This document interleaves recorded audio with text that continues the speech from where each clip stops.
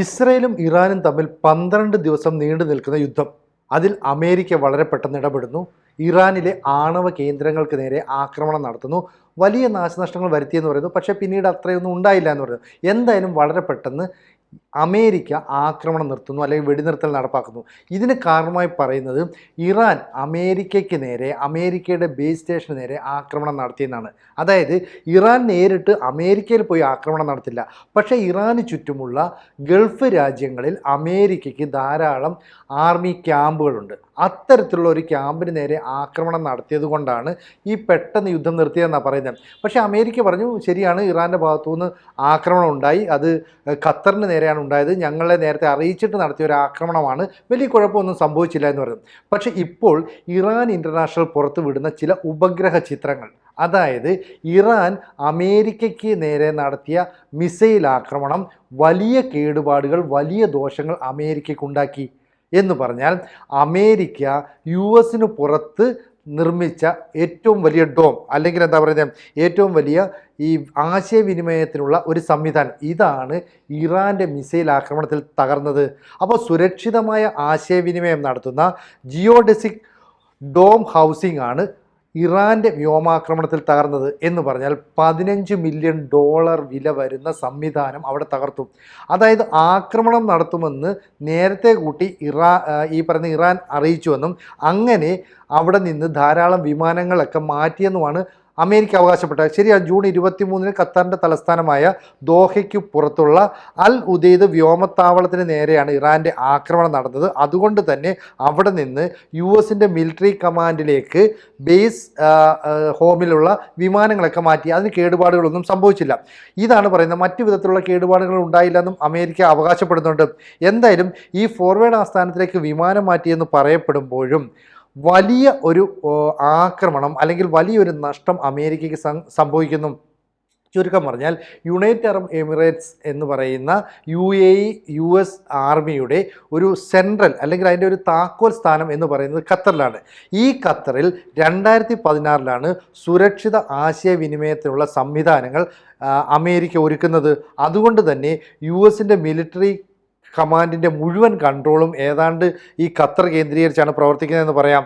നിലവിൽ ഏതാണ്ട് 14 മിസൈലുകളാണ് അന്ന് ഇറാൻ അമേരിക്കയ്ക്ക് നേരെ അയച്ചത്. അപ്പോൾ ഈ മിസൈലുകളെല്ലാം തന്നെ ഖത്തറിൻ്റെ, അതുപോലെ തന്നെ അമേരിക്കയുടെ വ്യോമ പ്രതിരോധ സംവിധാനങ്ങളെല്ലാം തകർത്തു. പക്ഷേ ഇറാൻ പ്രയോഗിക്കുന്ന ഒരു തന്ത്രമുണ്ട്. കാരണം വലിയ ശക്തിയില്ലാത്ത, ഫലപ്രദമായി ശത്രുക്കളെ തകർക്കാൻ കഴിയാത്ത മിസൈൽ ആക്രമണങ്ങളാണ് ഇറാൻ നടത്തുന്നത്. പക്ഷേ അതിനിടയിൽ ഒരു പവർഫുൾ ബാലിസ്റ്റിക് മിസൈലും ഇറാൻ പ്രയോഗിക്കും.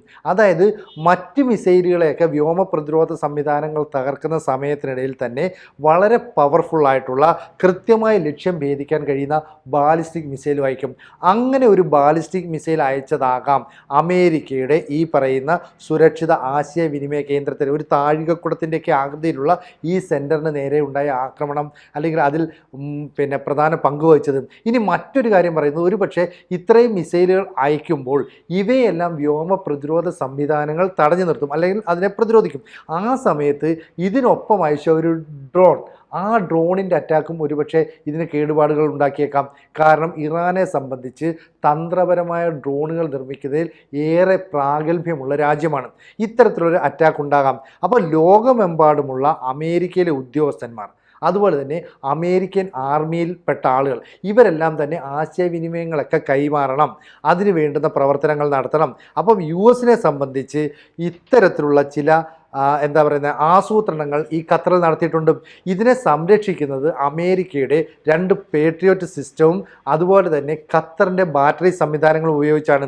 അതുകൊണ്ട് തന്നെ ഇത്തരത്തിലുള്ള എല്ലാ ആക്രമണങ്ങളെയും പ്രതിരോധിക്കാൻ സാധിക്കുമെന്നാണ് കരുതിയിരുന്നത്. എന്തായാലും ഈ US ആർമിക്ക് വേണ്ടുന്ന വീഡിയോ, ഓഡിയോ സന്ദേശങ്ങൾ, ഡേറ്റാസ്, അതുപോലെ തന്നെ വിപുലമായ ആൻറ്റി ജാമിംഗ് സംവിധാനം, മോഡേൺ ടെക്നോളജി, ഇതെല്ലാം തന്നെ ഈ ഖത്തറിലെ കേന്ദ്രം അല്ലെങ്കിൽ പ്രധാന ആസ്ഥാനം ഇതിൽ അധിഷ്ഠിതമായിട്ടാണ് പ്രവർത്തിക്കുന്നത്. അതുകൊണ്ടാണ് $15 മില്യൺ ഒരു നഷ്ടമാണ് ഇറാൻ്റെ ആക്രമണത്തിലൂടെ ഉണ്ടായത്. അപ്പോൾ ഇത് വെറുതെ പറയുകയല്ല, അസോസിയേറ്റഡ് പ്രസ്സാണ് ഇക്കാര്യങ്ങളൊക്കെ പുറത്തുവിട്ടത്. അതായത് ജൂൺ 23 മുമ്പ് എങ്ങനെയായിരുന്നോ ഈ ഖത്തറിലെ സ്വതന്ത്രമായ ആശയവിനിമയ സംവിധാനങ്ങളുള്ള ഈ താഴികക്കുടത്തിൻ്റെ ആകൃതിയിലുള്ള ഡോം പ്രവർത്തിച്ചിരുന്നത്, ഇതിന് ശേഷം എന്താണ് സംഭവിച്ചത്? അപ്പം ഈ സാറ്റലൈറ്റ് ചിത്രത്തിൽ കാണുന്ന ഒരു കറുപ്പ് നിറമുള്ള പുതപ്പ് ഒരു കെട്ടിടത്തിന് മേൽ പുതച്ചാൽ എങ്ങനെയായിരിക്കും, അതിന് സമാനമായ ഒരു ദൃശ്യം. അപ്പോൾ വളരെ പെട്ടെന്ന് അമേരിക്ക ആക്രമണം നിർത്താനുള്ള കാരണം അവരുടെ വിലപിടിപ്പുള്ള ഒരു കേന്ദ്രത്തിന് നേരെ നടത്തിയ ആക്രമണമാണ്. കാരണം ഇത് ഒരിക്കലും ആക്രമിക്കപ്പെടില്ല എന്നാണ് അമേരിക്ക കരുതിയിരുന്നത്. അപ്പോൾ എത്രയൊക്കെ സുരക്ഷിത സംവിധാനങ്ങൾ ഏർപ്പെടുത്തിയാലും പ്രതിരോധ സംവിധാനങ്ങൾ ഏർപ്പെടുത്തിയാലും അതിനെ മറികടന്നുകൊണ്ട് ആക്രമിക്കാൻ ഇറാന് സാധിക്കുമെന്ന് അവർ കാണിച്ചു കൊടുക്കുകയാണ് ചെയ്തത്. ശരിക്കും പറഞ്ഞാൽ US-നെ അമ്പരപ്പിക്കുന്ന ഒരു നീക്കമാണ്. കാരണം US സ്റ്റെൽത്ത് ബോംബർ വിമാനങ്ങൾ ഉപയോഗിക്കുന്നു, ബങ്കർ ബസ്റ്റർ ബോംബുകൾ ഉപയോഗിക്കുന്നു. അങ്ങനെയൊക്കെയാണ് ഈ ഫോർദാൻ അതുപോലെ തന്നെ ഇസ്ഫഹാൻ തുടങ്ങിയ ആണവ കേന്ദ്രങ്ങൾക്ക് നേരെ ആക്രമണം നടത്തി. അന്ന് അമേരിക്ക പറഞ്ഞു ഞങ്ങൾ മൊത്തം തകർത്തു എന്നൊക്കെയാണ്. പിന്നീട് ചിത്രങ്ങളൊക്കെ പുറത്തു വന്നപ്പോൾ മനസ്സിലായി അത്ര വലിയ തകർച്ചയൊന്നും ഉണ്ടായിട്ടില്ല, ചെറിയ കേടുപാടുകളെ ഉണ്ടായിട്ടുള്ളൂ. അന്ന് ഇറാൻ തിരിച്ച് ആക്രമണം നടത്തി, അത് അമേരിക്കയെ സമ്മതിച്ചതാണ്, ഞങ്ങൾക്ക് ആക്രമണത്തിൽ പരിക്ക് പറ്റി. പക്ഷേ ഈ ആക്രമണം ഇത്രത്തോളം ഗുരുതരമായിരുന്നു എന്ന് മനസ്സിലാക്കുന്നു. എന്ന് പറഞ്ഞാൽ അമേരിക്ക ഈ യുദ്ധത്തിൽ ഏതാണ്ട് തോറ്റുപോയി എന്നർത്ഥമല്ല, പക്ഷേ ഇറാൻ്റെ അറ്റാക്കിൽ അമേരിക്ക തകർന്നുപോയി എന്ന് വേണം പറയാൻ. ഒരു വമ്പനടി അമേരിക്കയുടെ തലയിൽ കൊടുക്കാനായിട്ട് ഇറാന് സാധിച്ചു എന്നാണ് ഇതിലൂടെ നമുക്ക് മനസ്സിലാകുന്നത്. എന്തായാലും ഖത്തറിലെ അമേരിക്കയുടെ ആശയവിനിമയ സംവിധാനമായ ഈ ജിയോഡെസിക് ഡോം ഹൗസിംഗ് എന്ന് പറയുന്ന സംവിധാനത്തിന് മാരകമായ പരിക്ക് പറ്റി. $15 മില്യൺ ചെലവഴിച്ചുകൊണ്ട് അമേരിക്കയ്ക്ക് പുറത്ത് 2016 സ്ഥാപിച്ച കേന്ദ്രമാണ്.